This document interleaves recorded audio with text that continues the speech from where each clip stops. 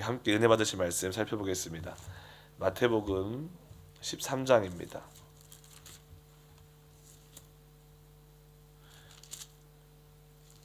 마태복음 13장 1절부터 9절 동일한 본문입니다. 마태복음 13장 1절부터 9절 찾으셨으면 우리 큰 소리로 함께 합독하도록 하시겠습니다. 그날 예수께서 집에서 나가사 바닷가에 앉으심에 큰 무리가 그에게로 모여들거늘 예수께서 배에 올라가 앉으시고 온 무리는 해변에 서 있더니 예수께서 비유로 여러 가지를 그들에게 말씀하여 이르시되 씨 뿌리는 자가 뿌리러 나가서 뿌릴새 더러는 길가에 떨어짐에 새들이 와서 먹어버렸고 더러는 흙이 얕은 돌밭에 떨어짐에 흙이 깊지 아니하므로 곧 싹이 나오나 해가 돋은 후에 타서 뿌리가 없으므로 말랐고 더러는 가시 떨기 위에 떨어짐에 가시가 자라서 기운을 막았고 더러는 좋은 땅에 떨어짐에 어떤 것은 100배 어떤 것은 60배 어떤 것은 30배의 결실을 하였느니라. 귀 있는 자는 들으라 하시니라. 아멘. 오늘 허락된 말씀과 함께 세 번째 씨 뿌리는 비유 시간으로서 가시밭에 가시 떨기 위해 뿌린 씨앗이라는 제목으로 우리 함께 은혜 나누도록 하겠습니다. 우리 옆에 계신 분들을 바라보시면서 이렇게 인사했으면 좋겠습니다. 좋은 밭이 됩시다. 너무 갑작스럽게 인사를 지켜서 많이 당황하신 듯합니다. 보통 새벽에는 서로의 얼굴을 보는 게 부담스럽지 않습니까? 그리고 사랑의 눈빛으로 바라봐 주셔서 감사합니다. 지난 시간에 우리 돌밭에 뿌려진 씨앗에 대해서 잠깐 나누었습니다. 돌밭에 뿌린 씨앗이란 기쁨으로 말씀을 받았으나 그 삶 속에 실질적인 그 말씀을 향한 결단과 그런 순종의 훈련이 되어 있지 않을 때 말씀으로 인해 세상에 부딪혀오는 그런 환난과 핍박이 찾아올 때 언제 그랬냐는 듯이 말씀을 내려놓고 말씀을 포기하고 살아가는 그런 마음의 밭을 그런 신앙의 모습을 의미한다라는 것을 나누었습니다. 그래서 오늘은 이어서 함께 나눌 밭의 이름은 가시떨기 위에 뿌린 씨앗입니다. 지난 시간에 살펴본 돌밭과 같이 공통점이 있다면 이 가시떨기 위에 뿌린 씨앗도 그 밭, 가시떨기와 같은 밭도 말씀을 기쁨으로 받았다라는 것입니다. 하나님의 말씀을 내 심령 가운데 선포될 때 받았다라는 것입니다. 그러나 가시와 같은 장애물들이 내 삶 속에 여전히 너무나도 많이 있는 것입니다. 그래서 여전히 말씀의 씨앗이 우리 마음밭에 심겨졌지만 그런 수많은 가시떨기와 같은 가시와 같은 장애물 때문에 온전히 자라지 못하고 열매 맺지 못하는 밭을 의미합니다. 한 번쯤 우리가 그런 경험들을 해보셨을 것입니다. 은혜로운 설교 말씀을 듣고 이번 주는 내가 꼭 달라지겠어. 이 말씀대로 내가 꼭 살아보겠어.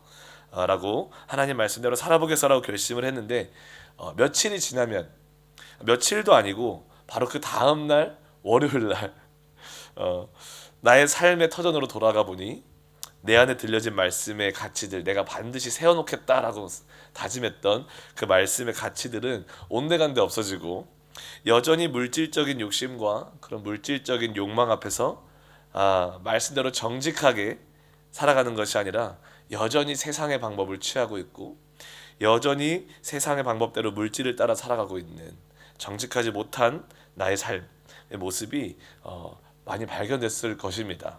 그리고 여전히 가꾸어지지 않고 정돈되지 않는 내 마음 속에 다시 한번 말씀은 자리를 잃어버리고 세상의 바쁨과 세상의 걱정들이 나를 사로잡아 나를 채워가고 주도해가는 그런 삶을 경험해 보셨을 줄 믿습니다. 그러면서 이런 생각을 많이 해보셨을 것 같아요. 나는 왜 이렇게 나의 신앙은 갈대 같은가?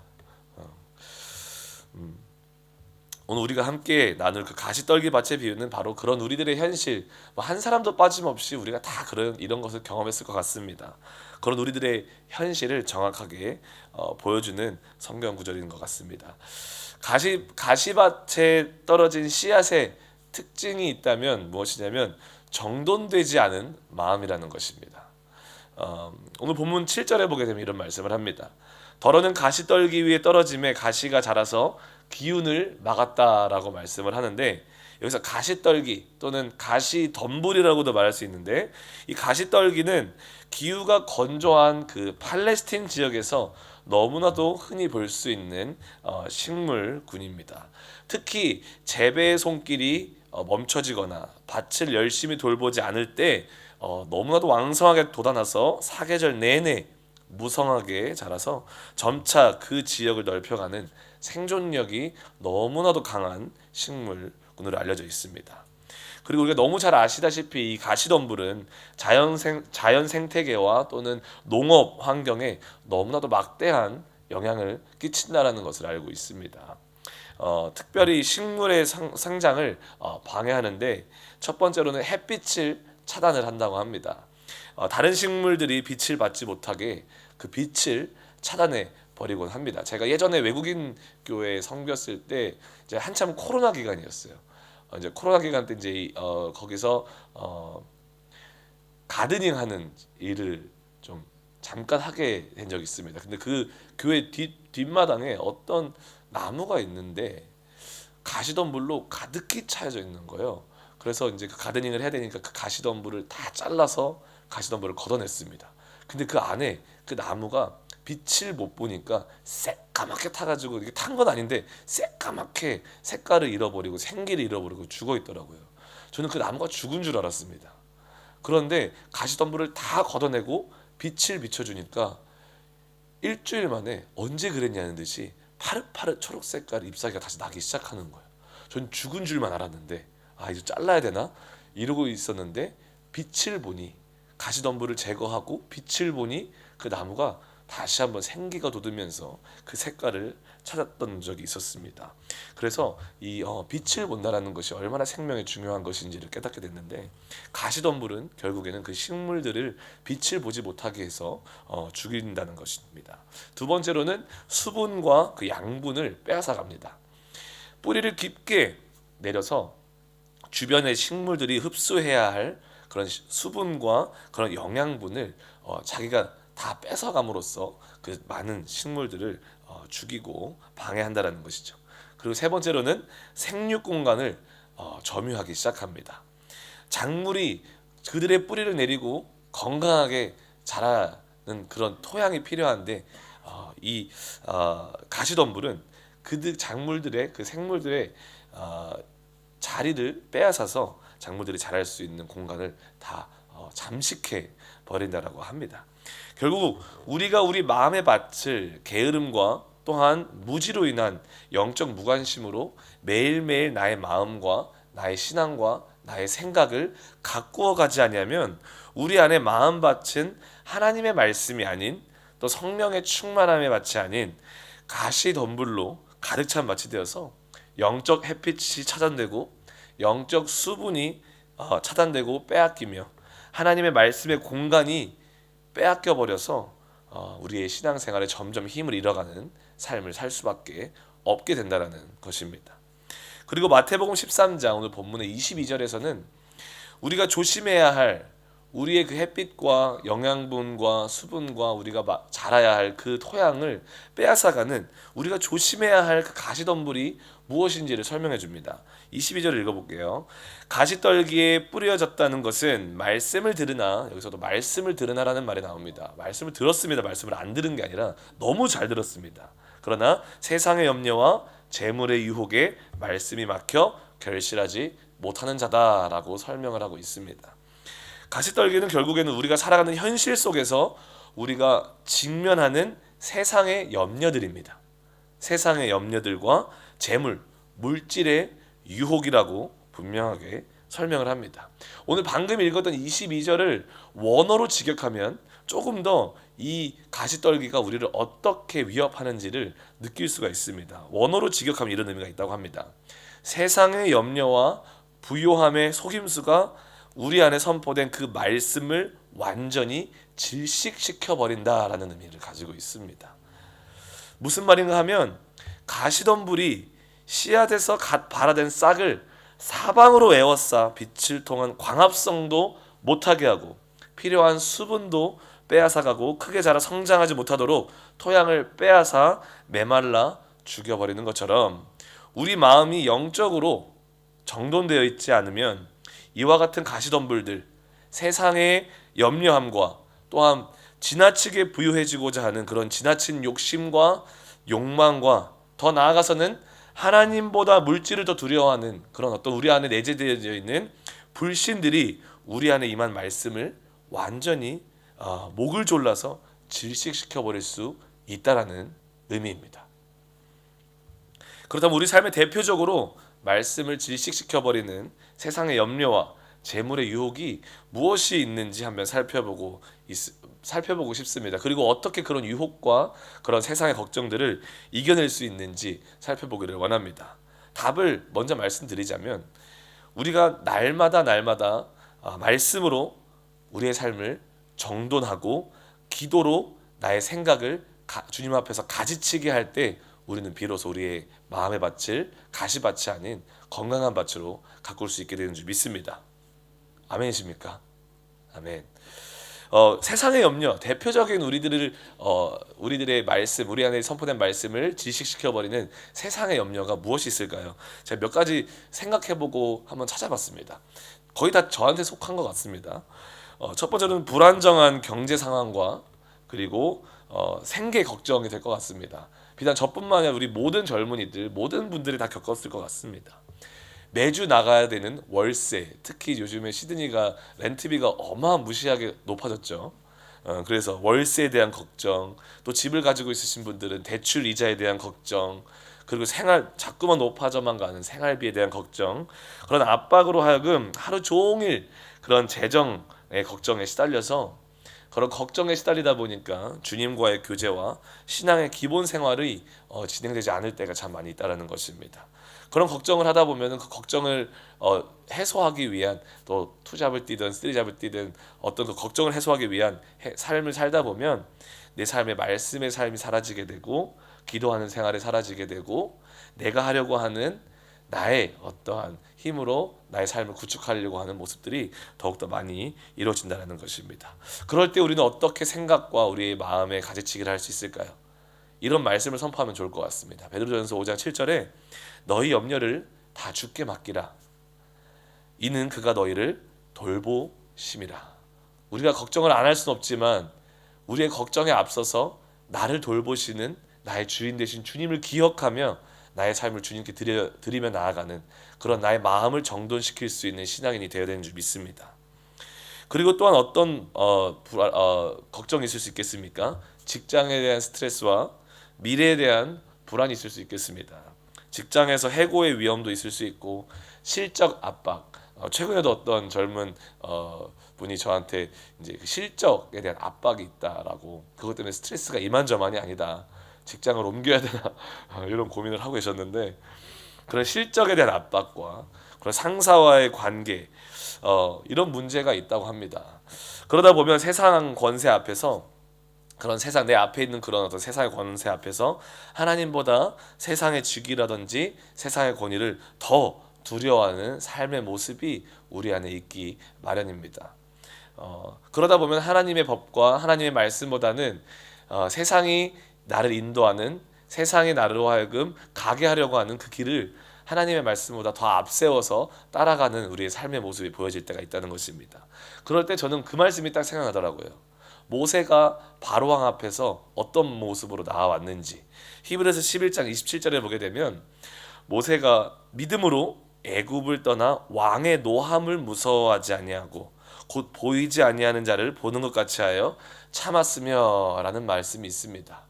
얼마나 무서웠겠습니까, 모세가. 그렇죠. 그럼에도 불구하고 세상의 권세 앞에서, 세상의 그 압박 앞에서 그 세상의 그런 권세를 무서워하지 아니하고 오히려 모세는 눈에 보이지는 않지만 내 삶 속에 왕으로 임재하시는, 여전히 나의 삶을 통치하시는 그 하나님을 더욱더 보는 것처럼 경외하고 그분을 붙잡고 따랐다라는 것입니다. 우리의 삶에 이러한 걱정과 불안이 있을 때, 세상의 권세 앞에서 두려움이 있을 때, 우리 눈에는 보이지 않지만 여전히 우리 삶에서 왕으로서 통치하시는 하나님을 붙잡고 나아가시는 성도님들 되시기를 주님으로 축복합니다. 그리고 또한 관계 문제와 인간관계 그런 어려움들이 있을 것 같습니다. 직장 내 갈등도 있을 수 있고 직장이 아니더라도 우리가 정말 시대의 순복음교회 사랑하지만 우리 교회 안에도 사람이 모이는 곳이라 인간관계가 불화 또 관계적인 불화가 있을 수 있습니다. 그런 관계적인 불화가 있다 보면 어떻습니까?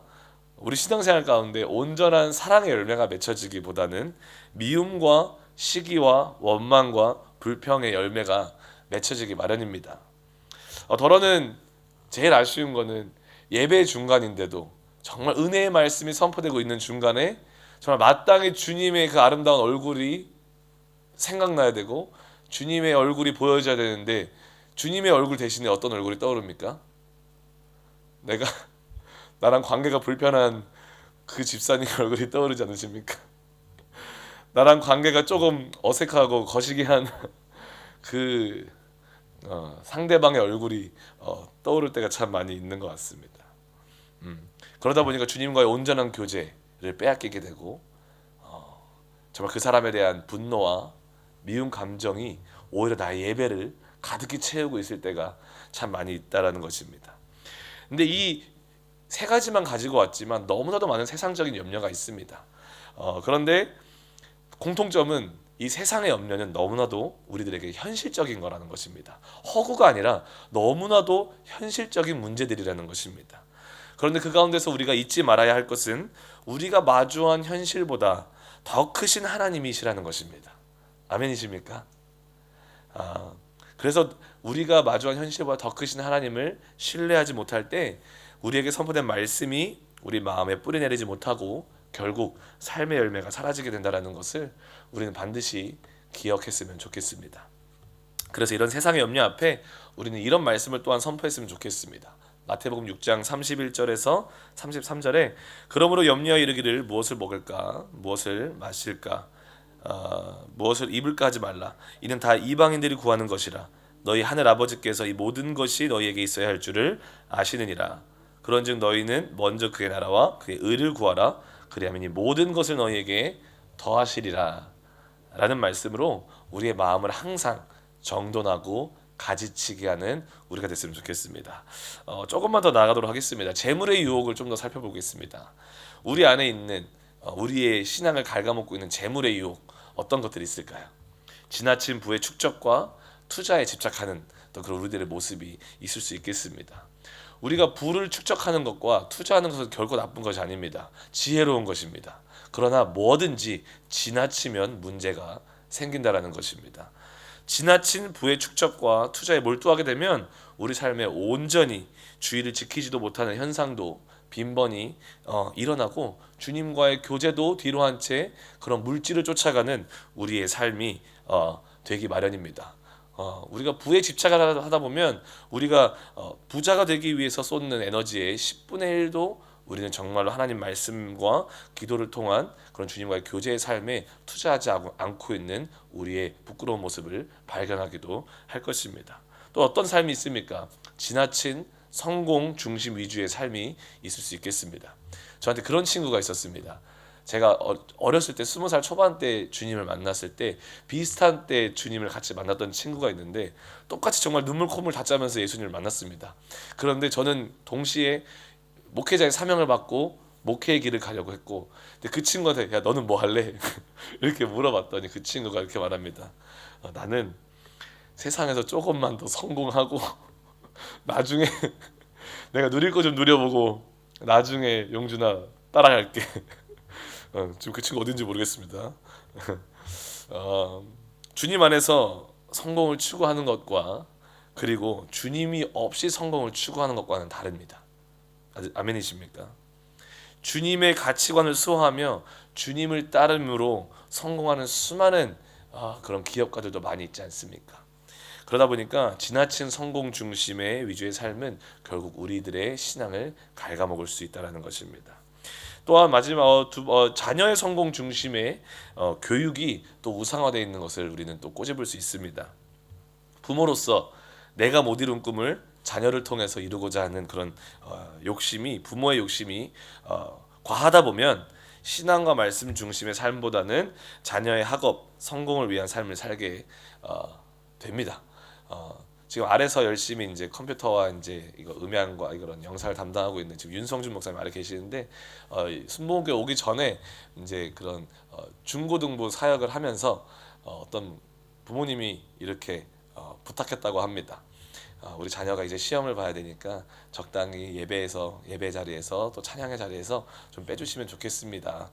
라는 부탁을 하시는 부모님들이 계신다고 합니다. 물론 그럴 수 있는데 성준 목사님은 그렇게 말했다고 합니다.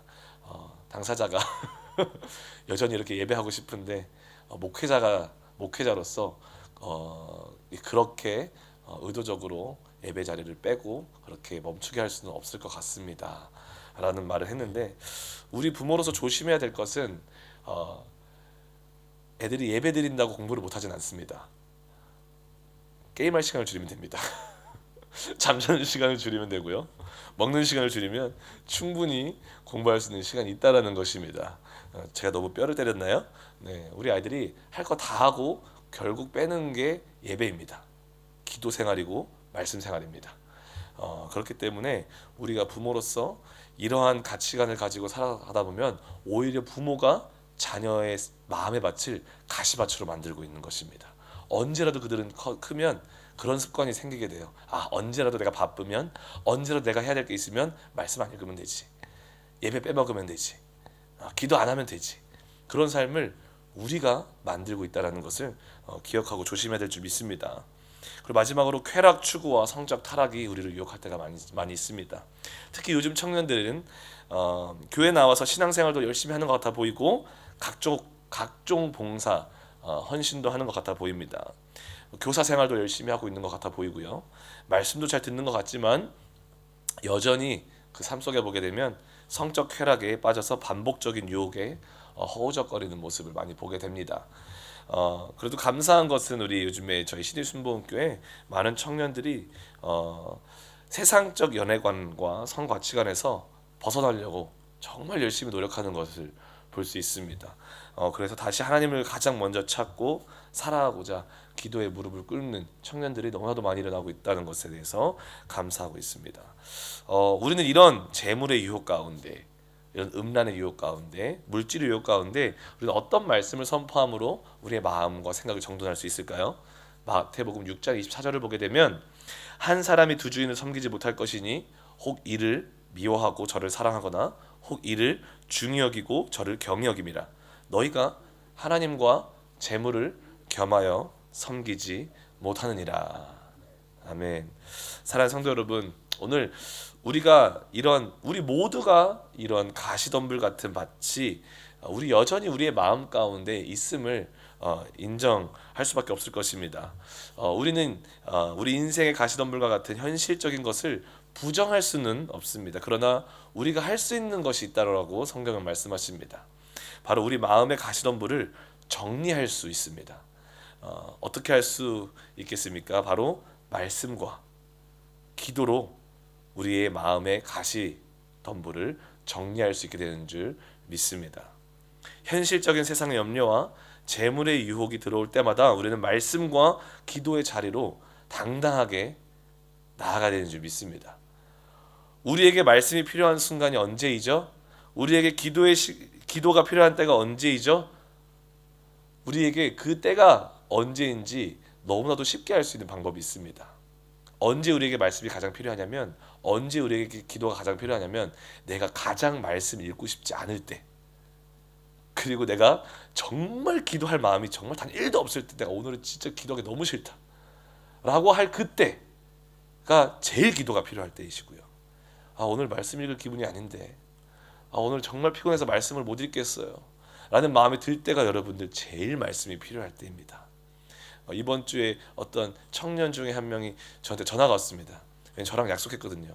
매일 우리 같이 기도하자. 1시간씩 기도하자. 그 친구가 전화가 왔습니다. 목사님, 저 오늘 기도 못할 것 같아요. 그때가 기도할 때야. 나올래? 나왔더니 혼자 울면서 펑펑 울면서, 저는 빨리 이제 기도를 마무리하고 가야 되는데 기도를 1시간 20분을 하고 갔습니다. 그럴 때 우리에게 기도가 필요한 줄 믿습니다. 우리가 그렇게 말씀과 기도로 나아갈 때 하나님께서 우리의 마음과 생각을 정돈하시고 우리의 마음을 좋은 밭으로 가꿔 주실 줄 믿습니다. 기도하시겠습니다.